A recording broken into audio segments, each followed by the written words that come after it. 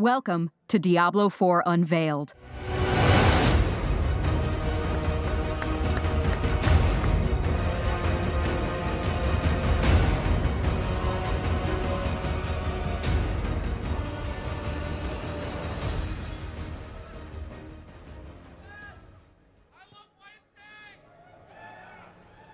Hello, BlizzCon. My name is Luis Barriga, Game Director for Diablo 4. My name's Tiffany Watt, Senior Producer on Diablo 4. And my name is John Mueller, Art Director on Diablo 4. All right. Wow. What's up? We're here. We can finally say it. I know, right? We can finally talk about Diablo 4. Yeah, it's been a long time. Can we just take a minute to just recognize how stacked this BlizzCon is? It's incredible. Overwatch 2, Shadowlands, Battlegrounds, Diablo 4. I'm kind of jealous of you guys, for sure. Yeah, it's, I mean, just amazing to be here with all of you to share this. I mean, I think, you know, for us on the dev team, we've been working on this for a while. And so to finally be able to be here with all of you is really super meaningful for us. All right, so, Luis, a lot of stuff has gone down since Diablo 3. That's right. And so before we get into it, we have a ton of stuff, but you're going to set the stage for us a little bit. That's right. Let's set the stage a little bit. All right, Diablo 4 takes place decades after the events of Reaper of Souls. Though Malthael's plans were foiled, the Angel of Death exacted a terrible toll on humanity, and Sanctuary suffered great devastation. Entire populations decimated, cities ravaged. Heaven itself suffered great losses, causing them to shutter their gates. You can imagine. Close the gates. That's terrible. And you can imagine what that does to people. Religious schisms, famine, war, basically humanity left to our own devices. And we know how well we do on our own. Not so good. All right, it is against this backdrop of despair that Lilith returns. And that's when those events in that cinematic you guys witnessed happen. This is important because in the mythos of Sanctuary, Lilith is the mother of humanity. Lilith represents that demonic half that we all have inside our hearts. In that mythos, she and the angel Inarius, along with other rebel angels and rebel demons, tired of this endless great conflict, created a world that would be free of conflict called Sanctuary. And along with that, they created the first mortals. That's a legend. That's what we've heard. The scary part about that is she knows our hearts. She knows what motivates us and can manipulate us. The other scary part of that, she's Mephisto's daughter. That's right. So she represents a link to an even greater threat, the greater evils. So even though she was summoned for reasons we were not ready to divulge quite yet, we know it can't be good. And with heaven having closed their gates, there's no one to answer our prayers. Even the Horadrim are but mad old men talking to themselves, talking to graves, clutching their bottles as hard as they once clutched their swords. Yeah, we can kind of identify with that, I think. Amen. All right, that's the stage upon which Diablo 4 is set. But let's talk a little bit more about Diablo 4. Help us out, Tiffany. All right, guys, we're going to go on a journey together. But before that, let's take a look at what Diablo 4 is. So Diablo 4 is a classic isometric action RPG. Surprise! That classic camera. We wouldn't let it go. No way. It's going to feature a dark, non-linear campaign.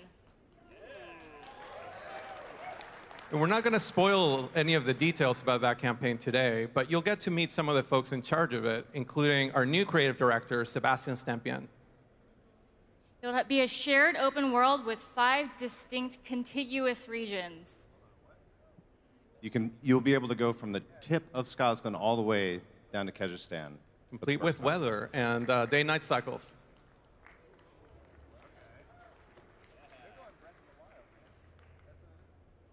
There are hundreds of dungeons to explore and hundreds of legendaries to find and equip.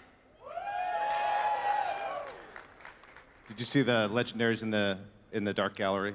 You should check them out. Oh my. All right, there's 5 powerful classes. 3 that we announced today and are playable in the demo: the Sorceress, the Barbarian, and the Druid. The Druid, yeah. And it's being developed simultaneously for PC, Xbox One, and PlayStation 4. All right, so like Tiffany said, we're starting a journey together. You know, you may recall in the opening ceremonies, Luis said that Diablo 4 is about world, legacy, and darkness. Who wants to talk about darkness? Yes. All right. At the highest level, what this means is that when you play Diablo 4, everything you will see and experience will feel immersive and faithful to the legacy of what we all love about Diablo. How's that sound? All right. I wanted to give you an idea what we mean when we say that. You might wonder, you know, is it mature themes? Is it blood? Is it gore? There was a little bit of gore in that trailer, right? Just a little bit. And, you know, is it the music, right? It's all of these things. And what we like to say is it's the totality of that tone that creates that experience that we all know and love. And I think, like, you know, the Butcher's Pit in Diablo 1, you know, you go down, you open that door, everything seems fine. And then it goes horribly wrong, right? Bodies eviscerated. This crazy guy coming out with a butcher's knife. And in our trailer today, you saw that as well. It's like everything was fine until they opened that door. No, doors are bad. So this is what we're really excited about. It's that contrast. It's not monotonous, right? We want to create that sense of space and that world that we're really excited to explore. All right, so here's how this idea affects our heroes. You know, we've taken a more grounded approach to presenting the world of Sanctuary. You can really see it in this piece. It's everything from the palette to the design of the armor, to the design of the weapons, to how we treat magic. In the classes, you see the druid, the barbarian, and the sorceress engaged in combat with monsters from different realms around Sanctuary. And this piece really evokes the kind of tone and that feeling that we're after. And it really affects all things in the world. All right, so how would this tone affect the world of Sanctuary? We have this vast open world, and we want to immerse you into that medieval apocalyptic demonic version of Sanctuary like never before. The moments of contrast that you will experience in today's demo are areas like Donheim Caves, the Drowned Caverns, and the Hangman's Tree to the south, which is one of my personal favorites. And then Keeler Farm, which kind of evokes these Diablo 1 vibes. Like the artist who built that, he was so excited about to put that into the demo. Straight inspiration. Yeah. These are all areas that remind us that we're in the world of Diablo and what we mean when we talk about return to darkness. But it's not just present in the art, this darkness. It is in the world, our gameplay, and the stories we tell. So what we mean by that is our world is medieval RPG, but rather than being inspired by high fantasy, we're inspired by the occult, the demonic, and biblical themes. What we mean by gameplay is that even making a very dark, moody world, if we create, you know, the sort of overpowered characters with really over-the-top effects, we know we're going to undermine that sense of darkness. So we want to make sure we keep that in check. And then with stories, you heard me talk about how victories aren't clean or guaranteed. This means that sometimes evil wins. After all, this is the IP where you get sent to save the child Albrecht in the first Diablo, and guess what?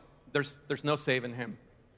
This is the franchise where even after you kill the Lord of Terror himself, it's not good enough, and you need to risk your own mortal soul to try to contain him and just fend evil off for one more day.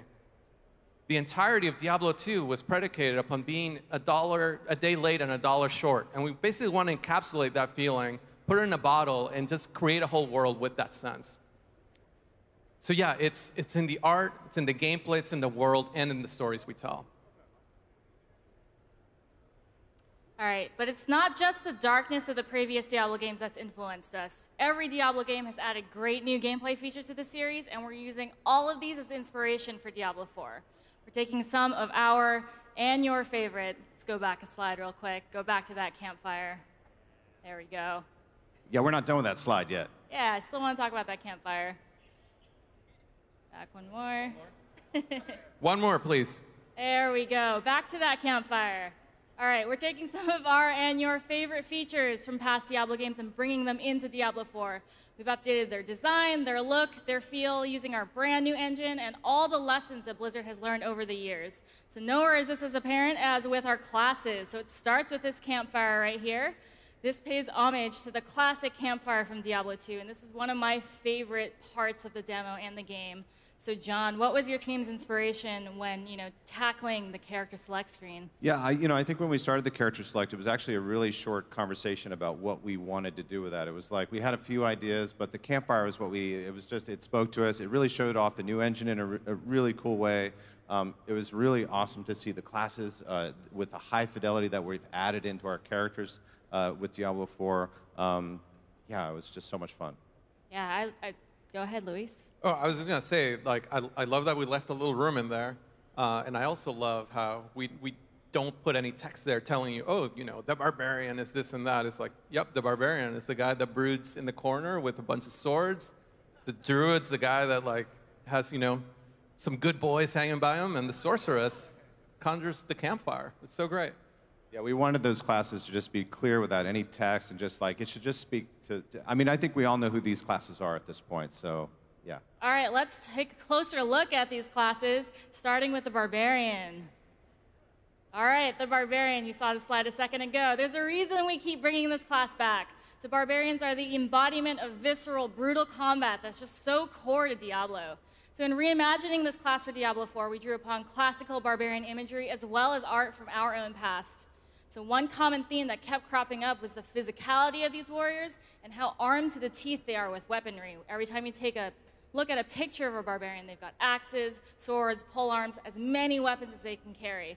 And we really love this fantasy for this class, and with that in mind, we've added the arsenal system. So the Barbarian in Diablo 4 will have 4 weapon slots and be able to use both one-handed and two-handed weapons in the same build. And I'm so excited about this level of customization and being able to equip 4 legendary items at the same time. Yeah, it's pretty much every barbarian's fantasy to finally see that arsenal that you're used to seeing on those classic barbarian paintings come to life.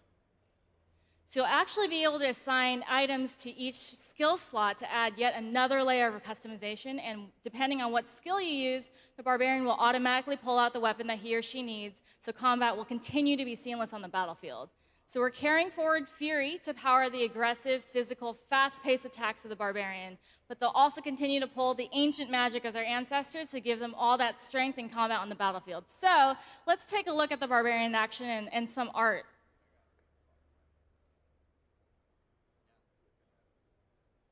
Yeah, I love this piece. One of my favorites. Some of the legendary sets we've got in the works. Yes. With built-in blood. This guy's ready for action. All right, wait for it. You know what he's gonna do. Yeah! Like almost a hammer down moment. As a Barbarian player, I love that the team's taking some of the things that were formerly elemental magic, and now it's just more blood. Yeah, I think this is like every barbarian painting that I grew up with come to life, where he's just wading into the crowd of enemies and just wreaking havoc. All right, let's look at our next class. All right, next up we have the Druid. Who all got to play a Druid in Diablo 2? How about any WoW Druid players? I think you guys are going to like this guy. But first, I don't know if this little tidbit I'm going to give you is going to reaffirm your faith in us or shake your faith in us, but we got something to share with you. The Druid was not part of our original lineup for Diablo 4. I know, it's my bad. That lasted about a day. Basically, one of our artists did this amazing piece of art, and then we went from I don't know, Druid, maybe no, we're making a Druid, 100% starting tomorrow, right now. The power of art. It's so great. It is a theme that the art inspires the design in this game. You see it with the arsenal system. You see it with the Druid. So one of the things that we said is hey, we love the idea of the Druid. How do we move it forward? One of the things that we did is we took some of that fire magic that didn't feel like it met the fantasy of being someone in tune with nature, and we replaced it with storm magic and earth magic. And we feel pretty great about that, and we have it in the demo if you guys want to check it out. We kept his nature companions, like the wolves, the ravens, the vines, all of that. And then the thing that we feel is the kind of the special sauce is he's always been able to be this master shapeshifter. He can turn into a werebear, he can turn into a werewolf, and you know, it was pretty cool. You'd be a bear and spam shockwave. That was pretty awesome. But we decided to move that forward with Diablo 4, and now we have something we call seamless shapeshifting.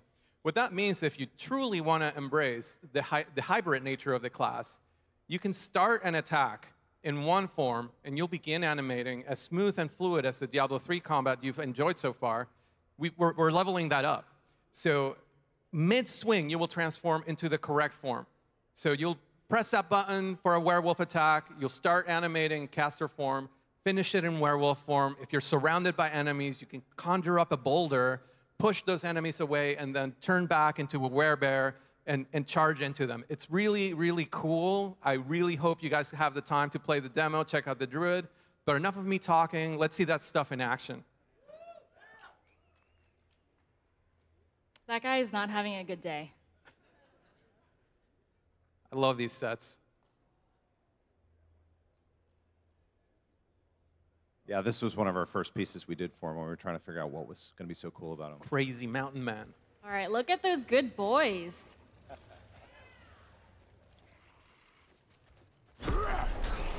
Send your pets in, summon up some storm magic. Boom! Yeah.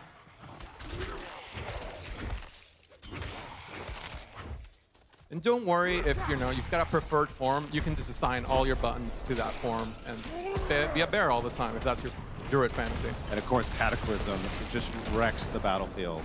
Master of nature magic right there.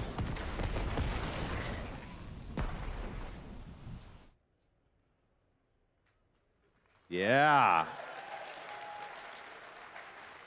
You made a good choice about that art, I guess. It worked out. All right. The Sorceress, the Sorcerer is back. How exciting is that? Heck yes. Yeah. She is elemental carnage on the battlefield, whether it's chilling enemies and smashing with a fireball or transforming into a chaotic ball of lightning and just completely destroying the battlefield, teleporting around and just wreaking havoc. She is an unstoppable wrecking machine wading through the hordes of monsters with the power of elemental magic. In the dark, oppressive world of Sanctuary, the Sorcerer lights up our dungeons. Like when we say we're returning to darkness, our dungeons are really dark. And the Sorceress lights it up in an amazing, fantastic way with our new engine and our new tech. And we're going to take a look right now. That guy's about to eat a fireball to the head. He's definitely questioning his life choices.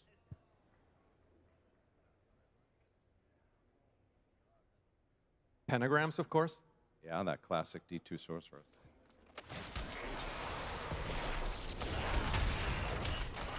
I love that in addition to bringing the light show, gameplay-wise, you feel like a dungeon boss when you play a Sorceress.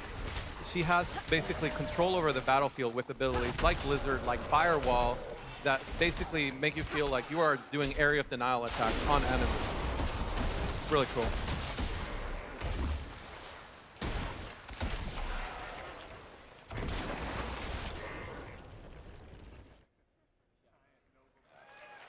Super exciting. All right, so how you look in a game like Diablo as you're laying waste to the hordes of hell is pretty important, don't you think? You guys want more options for customization than you've had in the past? Of course.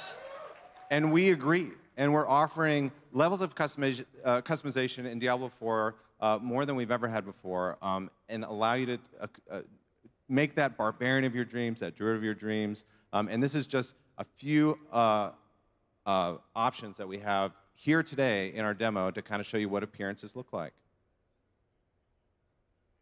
And then these are some concepts of also where we're going with this. We really want to give you kind of like a template, and you can build on that fantasy however you want. So if you want to customize the hair, the skin, the jewelry, the scars, the tattoos, those kinds of things. And we really wanted to, we have a lot of these that we're planning, and it's something we're really excited about. We think you guys will like it.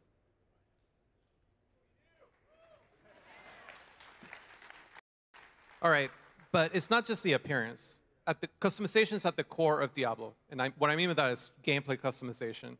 And customization is back with a vengeance. We're bringing back some ideas and new ideas that we've become inspired from previous games. So we have super happy. We're a little nervous. They're like, they're going to like it. Yeah. So we have a trifecta of customization options with talent trees, with skill ranks, and with rune words. Rune words especially, we've taken inspiration from Diablo 2 and given it a fresh new interpretation. You'll get to hear all about it in our systems and feature panel tomorrow, or if you check it out on the demo. But the way that it works, it's super exciting that it's no longer like a secret recipe, but a little bit more freeform with triggers and effects. We're very excited to see the combinations that you come up with. But the message that we want to bring to you today is we want you to play the build that's inside your head. Not the build that I designed for you, but the build that you want to play. Because we realize that, your idea of a frost sorceress might be different than mine or John's. All right. Another thing that's new to Diablo 4 is the sense of world. It's a very big difference in how we've approached it from different installments. And we're coming at it from two angles, the fantasy and the gameplay. On the fantasy side, we knew we had kind of planted these seeds of, hey, the druid, we've told you he came from Skosglen, and we had shown little corners of Sanctuary that we knew you guys wanted to explore. But then on the gameplay side, we kept making a more or less linear game with Diablo before. Act 1, Act 2, Act 3. And you guys kept wanting to approach it in a more open way, jumping around, killing stuff, and not following the rules. So with Reaper of Souls, we created Adventure Mode to kind of give you guys a taste of that openness. And it was really transformative. That was a moment where we learned a lot about how the game could be played and where we saw how you guys were approaching Diablo. So based on those learnings, we are making Diablo 4 open from the ground up. We're making an open world with a non-linear campaign so that you can be in charge of how you decide to level. If you're the type of player that wants to take breaks between the story and do some of the repeatable content, explore a little bit, do side content, stuff like that, great. If you're the type of player that wants to experience the story uninterrupted, you can still do that. So not only can you customize who your character is, you can customize their experience in Sanctuary.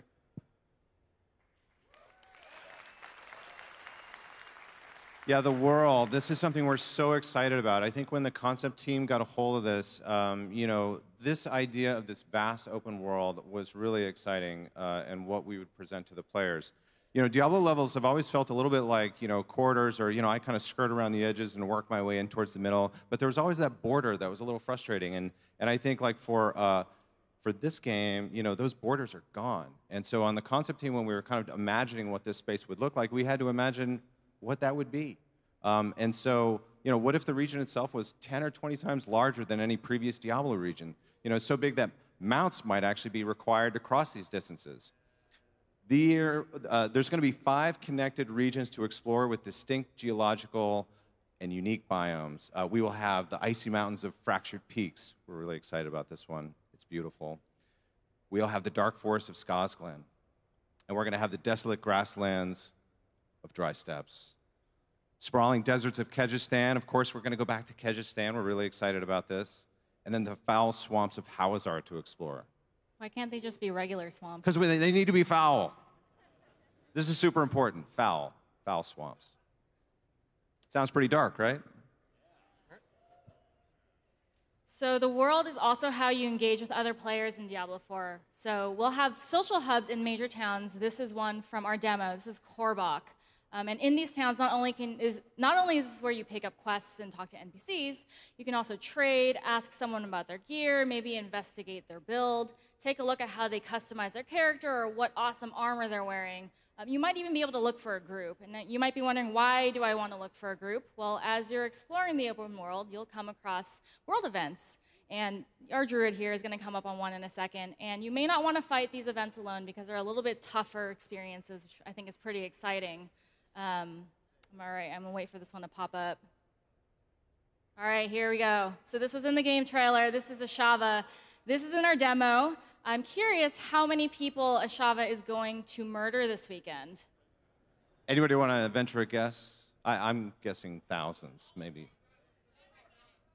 Everybody. Everybody. I like that. Everybody Yeah, here, yes. Probably everyone that plays a demo is going to die to this. So, you know, you can group up with other people. You'll be running around the world. You'll come across other players, and they'll be able to help you defeat this demon and get some awesome loot. That's why we fight demons, right? So I know what you're thinking. What if I don't really want to play with other people? Well, there will be areas of Sanctuary where players can opt into PvP, so you can just murder them instead. You'll be able to complete the entirety of Diablo 4 without ever necessarily engaging in these social activities. You can continue to crawl dungeons on your own or just form private parties of your own.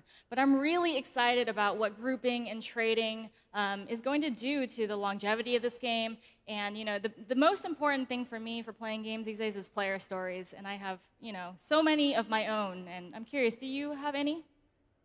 I mean, yeah, I love PvP, not because I'm a great PvPer. I'm like kind of middling, but it's the sort of thing where I don't remember a lot about other games, but I remember how I lost my hardcore characters in Diablo 2.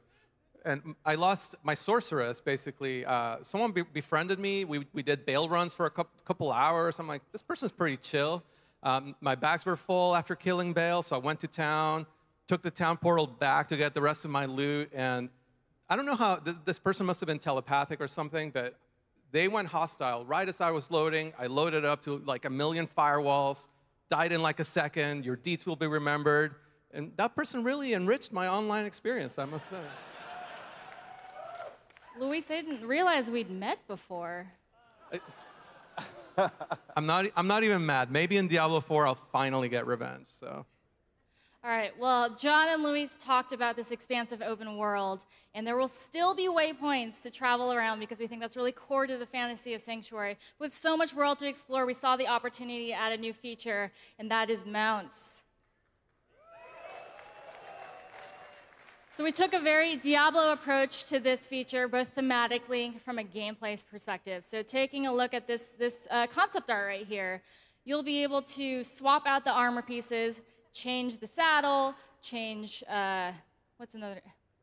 Armor? Horseshoes. Horse armor, and maybe swap out that fallen head for a different trophy. And not only does this add, you know, aesthetic customization, but it also changes the gameplay. So if you're in PvP, and you're running away from a sorceress that's turned hostile on you, you may want to equip some items that decrease the damage that you take on a mount, or maybe make your mount go a little bit faster so you can outrun that firewall or outrun that blizzard. And keep your ears for another day.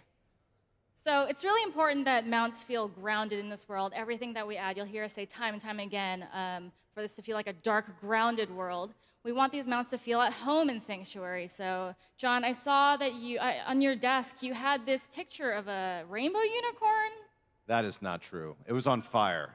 If it was on my desk, it was all right, certainly on that's fire. why there's a fire horse Or me. dead, All or right. flayed, or something. So we'll have demon horses, flayed horses. This horse doesn't even have a face anymore. That feels pretty at home in the world of Sanctuary. And so these are the kinds of mounts that you can expect to ride around.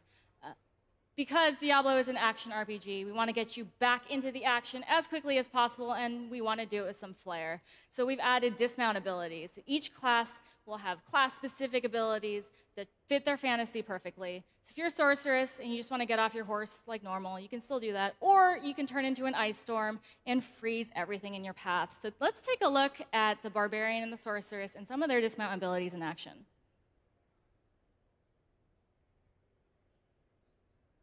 What do you think? Are they chasing each other, or are they friends? I think they're about to kill each other. Probably. All right, check this out. Combo those dismount abilities. So I guess they're friends for now. Don't trust them. All right, so we've talked a lot about the world above ground, but we all know that really the cool stuff in Diablo happens below ground, in dungeons. You guys want to hear about dungeons? All right. Well, we've added, like we have all this cool stuff above ground, but when we say return to darkness, that is a literal truth for a lot of our dungeons, and we are crafting some of the darkest, most evil spaces that you have ever explored in a Diablo game to find epic loot. And we're gonna show some of those right now. Let's take a look.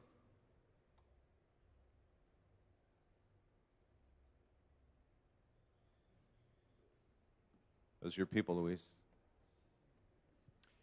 I love the first time I went to a dungeon in Diablo 4 and I realized I was at home was when the corners were dark.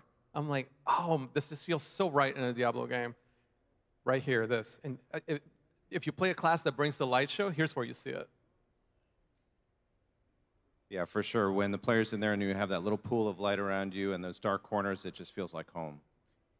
And of course, we should reassure you these are fully randomized. We're building up on our know-how from D3. It's basically DRLG 2.0. Our dungeons continue to be randomized. And not only that, but we have new features that in tomorrow's panels you'll get to check out. And also exterior dungeons as well that are randomly generated. So there's one thing I'm not seeing here, John.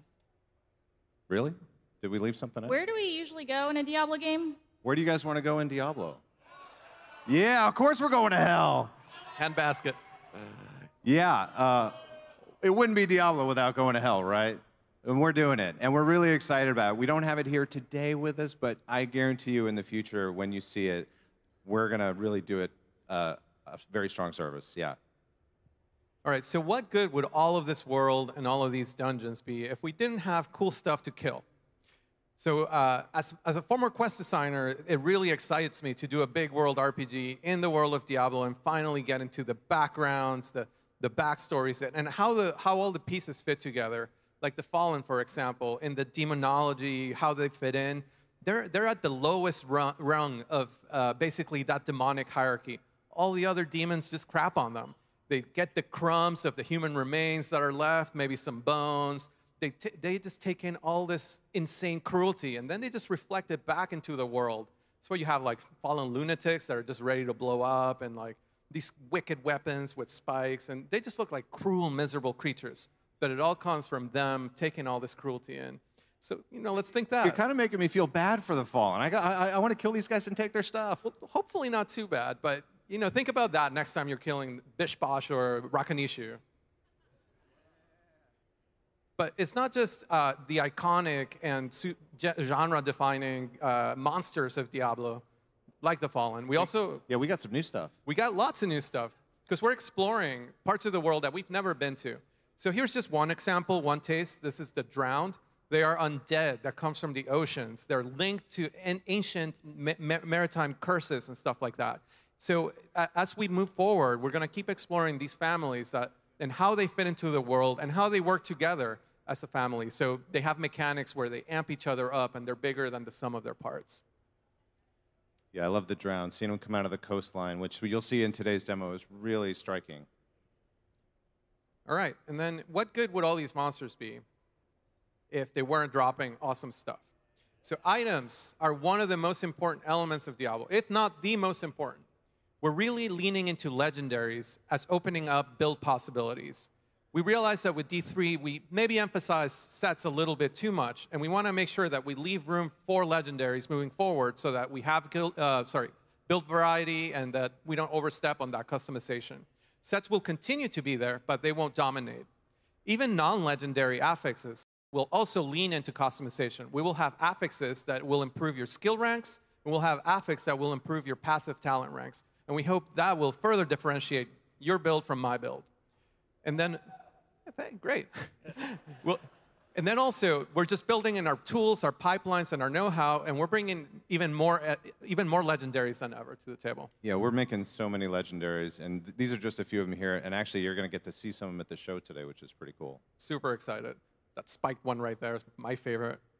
How are you supposed to hold that? You bleed. It looks like it'd give you tetanus. All right, so there is much, much more to come. A game of this scope takes time. This is a very, very early first step. We're not coming out soon, not even Blizzard soon. We're just excited to take this first early step in the journey together with you. We have a demo ready for you guys to play back there. We have 3 classes, our first 3 classes. We're going to have 5 when we ship. We also have 3 dungeons, lots of events, including the world event that Tiffany described, and a very small sliver of Scotland, which in itself is just a small region of the world. Please give us feedback. We want to hear what you liked, what you didn't like. Again, this is just the first step in the journey. And then if you can't be here, if you're watching over the internet at home, we have streams both days. We've partnered, We've partnered with streamers where you can go experience the demo vicariously.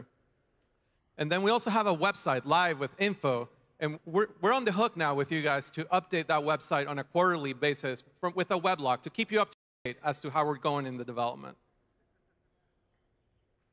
All right, so yeah, right? That's super exciting. All right, so we have so many things for you to see at the show. Luis talked a lot about the demo. I'm going to talk about the stuff beyond the demo. It's crazy. So there is literally a 12-foot tall Lilith in the front of Hall D. I can see her. Yeah, I know. I can literally see her from here. It's absolutely crazy. Right there. Built by the incredible Steve Wang and his incredible team. We have a slightly smaller version of Lilith, crafted by our very talented sculptors, which you will also see at the show.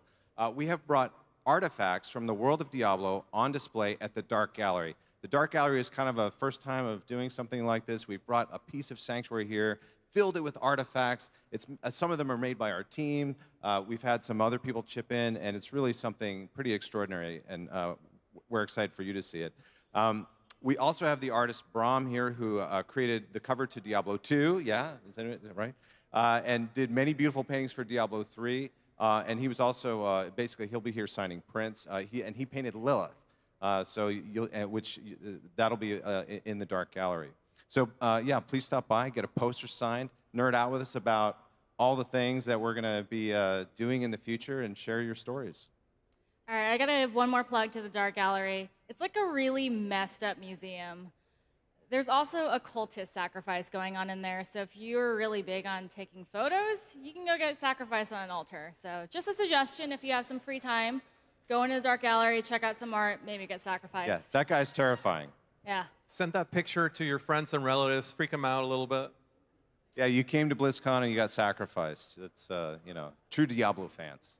All right, we touched on a lot of things today really briefly, but you can find out way more at our other panels this weekend for Diablo 4. So starting off tomorrow morning, there will be a live art demonstration from Diablo 4 artists if you're interested in seeing how we create character assets for the game. So that's over in the Dark Moon Fair, and that's at 10 a.m. on the Epic stage. If you're interested in learning more about the systems and features, because we just touched really lightly on them this morning, if you're interested in learning about the classes, the skills, monsters and bosses, dungeons, items, check out that Systems and Features panel tomorrow right here on the stage at 12:15. If you're interested in learning more about the world that we're building and all the characters and where they're going and how we even got here, check out the World and Lore panel, also on the stage tomorrow afternoon at 3:15, and learn more from our World and Lore team. And last but not least, all this beautiful art. If you want to take a look at that, and listen to a multidisciplinary discussion on our approach for returning to darkness in Diablo, come to the art panel with John and some artists. That's going to be so much fun. Awesome artists. On the Legendary stage tomorrow afternoon at 4:15. So these 3 latter panels will have Q&A. So we would love to hear your questions and answer them. We're actually, you can actually submit a question physically here over at the demo station. There's a little box. You can write your question on a card and drop it into that box. Or if you're watching online, you can tweet at us at #D4QA. We'll be going through those questions, picking the best ones, and answering those in our panels. Don't be afraid to ask hard questions. I know there's a lot of speculation that we won't. We'll take them. So give us some hard questions. All right. So, like we mentioned at the beginning, this is a stacked BlizzCon. What do the airlines say? We realize you had a choice of demos and presentations. We're really, really happy that you came to see us and hear what we had to show you, to say and show you. So thank you. We 3 represent a very, very passionate team, and we want you to know that we have our team staffing the area, the demo area, and the Dark Gallery. That you'll see us wearing the blue shirts. please stop by, talk to them, let them know what you liked, what you didn't like, share your Diablo stories, ask them what their favorite class is. Maybe you let them know what classes or you like and don't like. We're just super excited to just nerd out with us and finally be able to share what we've been working on with you guys. So on behalf of the entire Diablo team, once again, thank you all, and we'll see you in hell. Thank you. Thank you for attending Diablo 4 Unveiled. Coming up, Overwatch, what's next?